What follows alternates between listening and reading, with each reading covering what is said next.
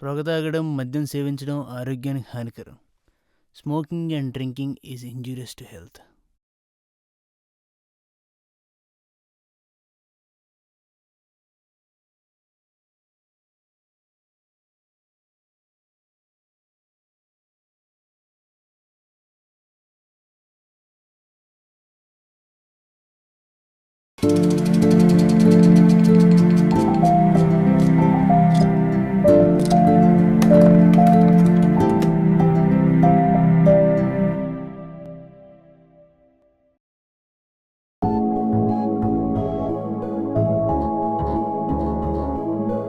నా లైఫ్లో వంటలు జరగడం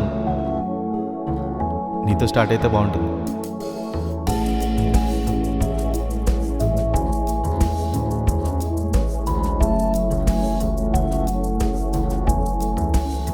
మన లైఫ్లో వండర్స్ జరగవని తెలిసినప్పుడు ప్రాక్టికల్గా ఆలోచించడమే కరెక్ట్ సిద్ధు.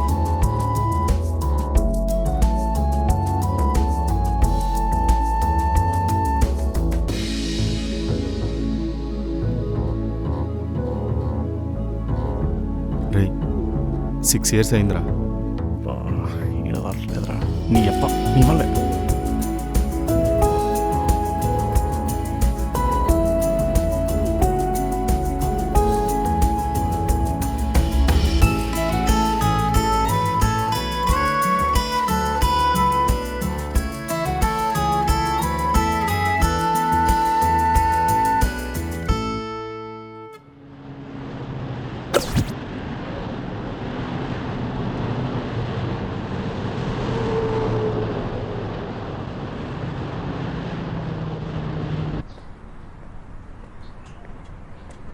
రే రే వస్తున్నాడు రా. ఆడేనా? ఆడేరా. పద. వీడేనా? నిన్నే తీసి కొట్టేసి.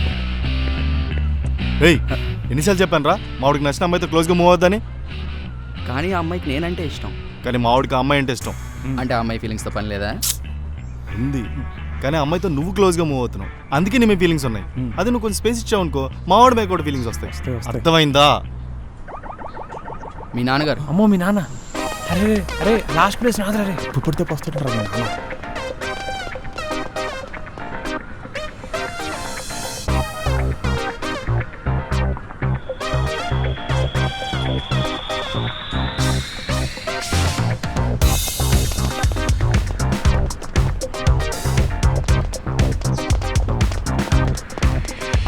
ఒక్కడనే చేసి ముగ్గురు మీద పడిపోతే భయపడిపోతా అనుకున్నారా? నేను ఆ అమ్మాయితోనే ఉంటా, ఆ అమ్మాయితోనే మాట్లాడతా, ఆ అమ్మాయితోనే అన్నీ చేస్తా. అరే ఈసారి ఇటు గట్టిగా ఇవ్వాలరా. రేయ్ నువ్వు కూడా అమ్మాయి నన్ను సీరియస్గా తీసుకోమాకరా. అరే నా లవ్ దానికి అర్థం కాక ఈడికి అర్థం కాక కనీసం మీకు అర్థం కాక ఎందుకురా ఛీ దీని అమ్మ. రేయ్ రేయ్ లవ్ అంటే కామెడీ అయిపోయింది మీకు. అరే లాస్ట్లో వెళ్ళిపోతూ నేను అన్నీ ఆ అమ్మాయితో చేస్తా అన్నాడు అంటే ఏంట్రా? రేయ్ గట్టిగా అనుకురా, అడు వింటే ఫీల్ అవుతాడు మళ్ళీ. పద వెళ్ళి మాట్లాడదాం.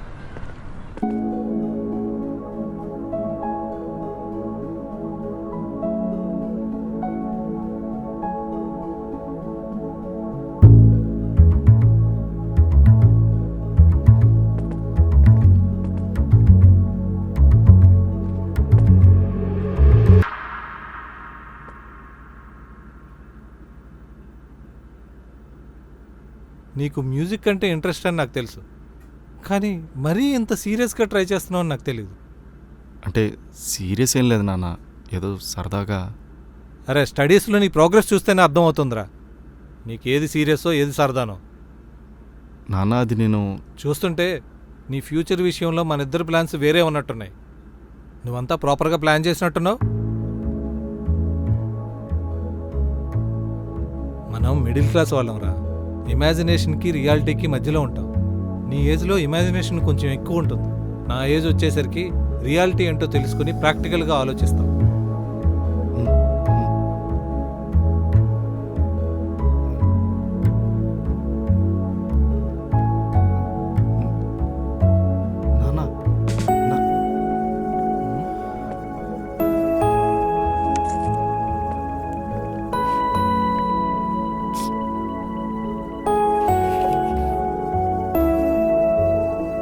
Dream big. నీ డ్రీమ్ ఎంత పెద్దగా ఉంటుందో నువ్వు ఫెయిల్ అయ్యే ఛాన్సెస్ కూడా అంత ఎక్కువగా ఉంటాయి.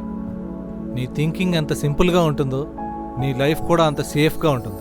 పెద్దగా కళ్ళ కనకుండా నీ స్టడీస్ మీద కాన్సన్ట్రేట్ చేయి.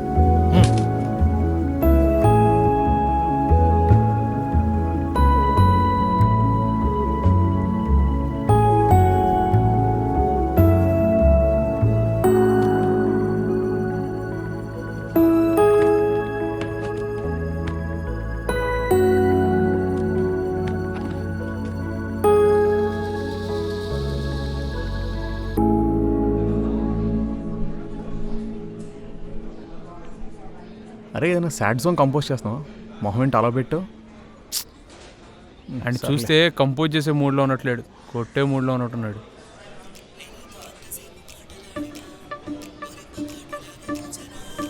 నా సాంగ్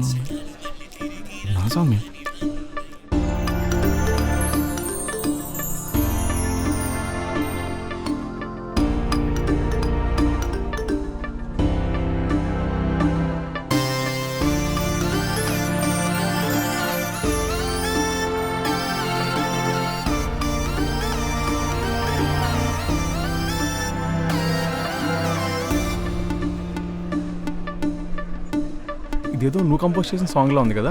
అది యాడ్ కంపోజ్ చేసిందే, మొన్న యూట్యూబ్లో కూడా పెట్టాం, 69 వ్యూస్ కూడా వచ్చాయి.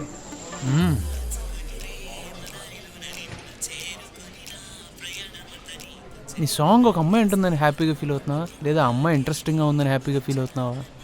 నా సాంగ్ ఒక అమ్మాయి వింటుందని హ్యాపీగా ఫీల్ అయ్యాను, కానీ అందులో అలాంటి అమ్మాయి వింటుందని ఇంకా హ్యాపీగా ఫీల్ అవుతున్నాను. ఫీలింగ్స్ మరీ హైగా ఉన్నట్టున్నాయి, జాగ్రత్త. పోబే. అరే ఏంట్రా ఇడు, ఫ్రెండ్స్ మాట వినట్లేదు. ఆల్రెడీ సిమ్టమ్స్ స్టార్ట్ అయినాయి.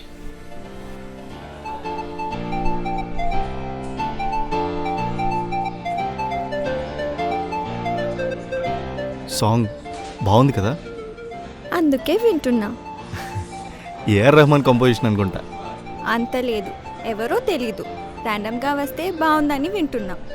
అయినా నీకు మ్యూజిక్ నాలెడ్జ్ చాలా తక్కువ అనుకుంటా. ఆ సాంగ్ కంపోజ్ చేసింది నేనే. అందుకేనా ఏఆర్ రెహమాన్తో కంపేర్ చేసుకుంటున్నావు? అయ్యో సారీ, అట్లీస్ట్ వింటానికైనా బాగుంది కదా. నువ్వు మ్యూజిక్ ఎక్కడ నేర్చుకున్నావు? మా అమ్మ దగ్గర. మీ అమ్మగారి పేరు? లత. లతా టీచర్ అబ్బాయివా నువ్వు? నీకు మా అమ్మ తెలుసా? నేను అప్పట్లో లతా టీచర్ దగ్గర కొన్ని క్లాసెస్కి వచ్చాలే. అవునా? అందుకేనా నేను ఎక్కడో చూసినట్టుంది అనుకుంటున్నా. లతా టీచర్ సూపర్గా పాడతారు. నీ టాలెంట్ అక్కడి నుంచే వచ్చిందనమాట.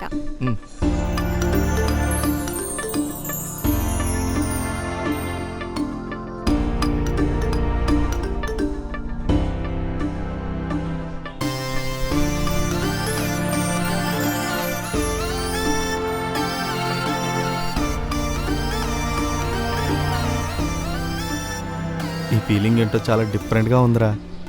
తను నవ్వుతుంటే అలా చూడాలనిపిస్తుంది, తను మాట్లాడుతూ ఉంటే అలా వినాలనిపిస్తుంది. రేయ్, నా లైఫ్లో లవ్ స్టోరీ బిగిన్ అయిపోయింది అనిపిస్తుందిరా. లవ్ సాంగ్స్ అన్ని నా కోసమే రాసినట్టు అనిపిస్తుందిరా.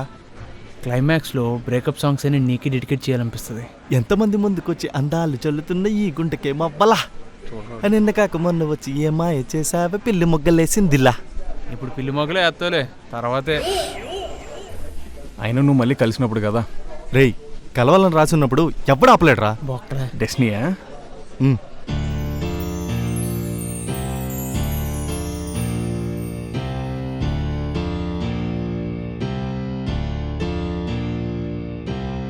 ఎన్నాళ్ళు హకైనా అందలేదుగా, ప్రేమన్న మాటలోనే ఇంద్రజాల మీద ఉందా?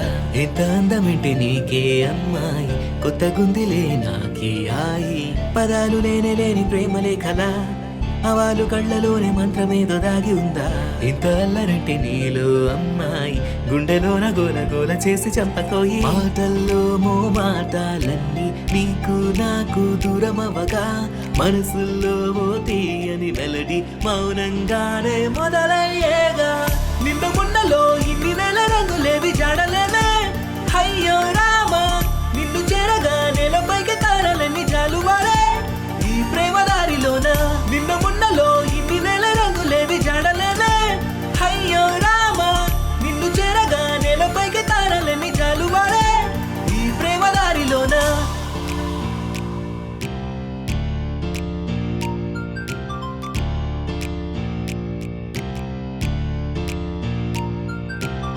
నేనీతో ఎంతసేపు మాటలాడినా ఒరెప్పపాటులాగా తోచనా ఈ క్షణాలు మళ్ళీ తిరిగి రావు అని 100 ఏళ్ల పాటు నాలో దాచుకుని ప్రేమ దారిలోన నిన్ను చేరుకుని నా ప్రయాణమంతా నీకు చెందునని రాసి ఇవ్వనా ఉన్న పాటుగా నేనే అప్పగించనా నన్ను మొత్తమే అనేసి చెప్పమంటూ నీతో మది వెదించి చంపుతోంది నన్నే మరి మరి తెలుసుకోలేవా నువ్వది అడగనే లేవా ఓసారి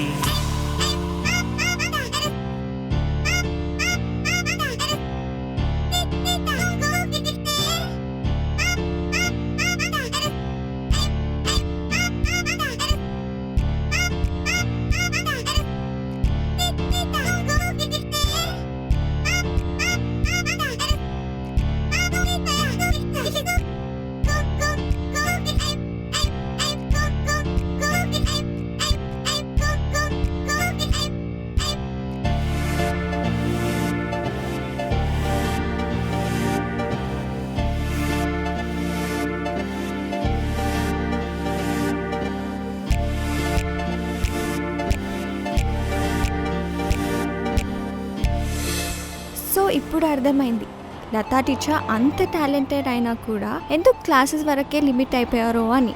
ఆ క్లాసెస్ కూడా ఇంట్లో ఏదో ఫైనాన్షియల్ ప్రాబ్లం వల్ల ఒప్పుకున్నారు. లేకపోతే పెళ్ళికి ముందు ఇవన్నీ వదిలేమని ఆయన చెప్పేశారంట. అంకుల్కి నీతో ప్రాబ్లం కాదు, అంకుల్కి ఏదో ప్రాబ్లం ఉంది. ఐ మీన్ ఇలాంటి ఎక్స్ట్రా కరిక్యులర్ యాక్టివిటీస్ని ఎంకరేజ్ చేసే టైప్ కాదేమో అని. మరి ఆంటీ నిన్ను సపోర్ట్ చేస్తారా? అమ్మ చాలా ఎమోషనల్. అమ్మ నేను ఇప్పుడు సీఎం అవుతానని చెప్పాను అనుకో వెంటనే అయిపోరా అంటది. కానీ నాన్న మాత్రం చాలా ప్రాక్టికల్, అందుకే కొంచెం హార్ష్గా మాట్లాడతారు. అన్నిటికీ ప్రాక్టికల్గా ఆలోచిస్తే మన లైఫ్లో జరిగే కొన్ని వండర్స్ని మిస్ అయిపోతాం. కొన్నిసార్లు ఒక హోప్తో ఉంటేనే బెటర్. ఇంతకీ నువ్వేం చేయాలనుకుంటున్నావు? నేనెప్పుడు నీలా అంత స్ట్రెస్ అవ్వను, ఎలా అయితే అలా అన్నమాట. సో నా లైఫ్లో వండర్స్ జరిగినా ఓకే, జరగకపోయినా ఓకే. అవును, అప్పుడప్పుడు మనం ఎక్స్పెక్ట్ చేయకుండానే లైఫ్లో వండర్స్ జరిగిపోతాయి. ఇదే మరి ఓవర్ ఎక్స్పెక్టేషన్ అంటే. పర్లేదు, నీ విషయంలో ఎన్ని ఎక్స్పెక్టేషన్స్ ఉన్నా తప్పలేదు. నా లైఫ్లో వండర్స్ జరగడం నీతో స్టార్ట్ అయితే బాగుంటుంది.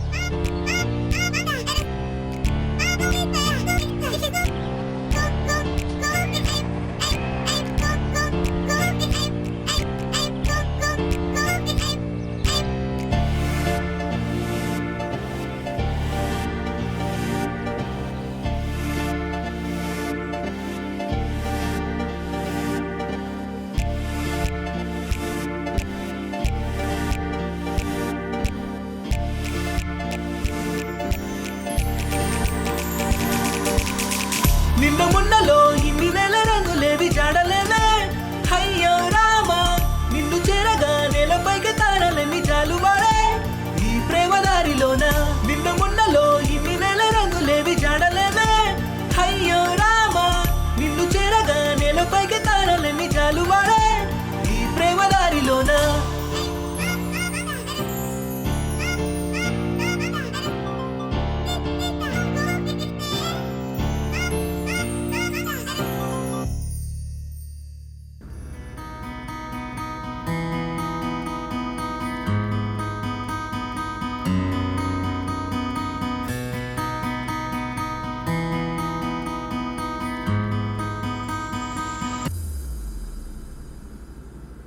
నీ ఎగ్జామ్స్ దగ్గరికి వస్తున్నాయి, ఎలా ప్రిపేర్ అవుతున్నావు చూద్దామని వచ్చాను. చాలా బాగా ప్రిపేర్ అవుతున్నావు. సారీ, నీ క్రియేటివ్ స్పేస్ని నేను ఏమైనా డిస్టర్బ్ చేశానా? మార్నింగ్ మీ ప్రిన్సిపల్ని కలిశాను. నీ స్టడీస్ గురించి అడగకముందే ఆయన నీ గురించి గొప్పగా చెప్పడం స్టార్ట్ చేశాడు. క్యాంపస్ ప్లేస్మెంట్స్లో జాబ్ వస్తాయా అని అడిగితే జాబ్ రావాలంటే ముందు బ్యాక్లాగ్స్ క్లియర్ చేయాలి అన్నాడు. అప్పుడు అర్థమైంది నీ ప్రోగ్రెస్ ఎలా ఉందో. నేను నా స్టడీస్ మీద కూడా కాన్సన్ట్రేట్ చేస్తున్నాను నాన్న. ఈ పోస్టర్స్ చూస్తే అర్థమవుతుందిరా నీ ఫోకస్ ఎక్కడుందో. ఎందుకురా పనికిరాని వాటి మీద టైం వేస్ట్ చేస్తావు? నువ్వు ఇంకా చిన్నపిల్లడు అనుకుంటున్నావా? అర్థం కావట్లే. ఇంతేదో వచ్చింది, మీరే అర్థం చేసుకోలేకపోతున్నారు, ఇంకా నేనంతా.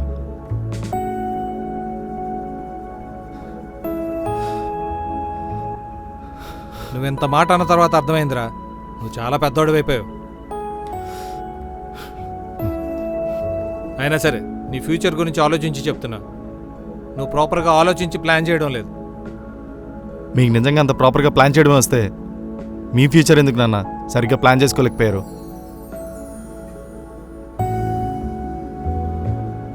మా ఫ్యూచర్ బాగుండాలని ప్లాన్ చేయడంలో తప్పులేదు నాన్న, కానీ మీరు ప్లాన్ చేసినట్టు ఉండాలనుకోవడం మాత్రం తప్పు.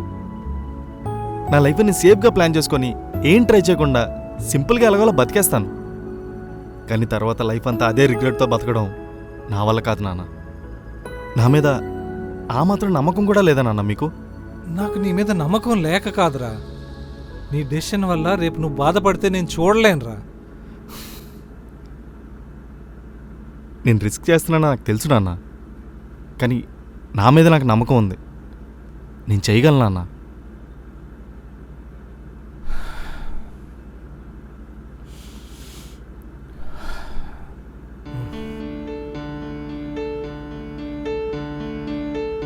నీకు నచ్చింది చెయ్యి, కానీ స్టడీస్ మాత్రం నెగ్లెక్ట్ చేయకు.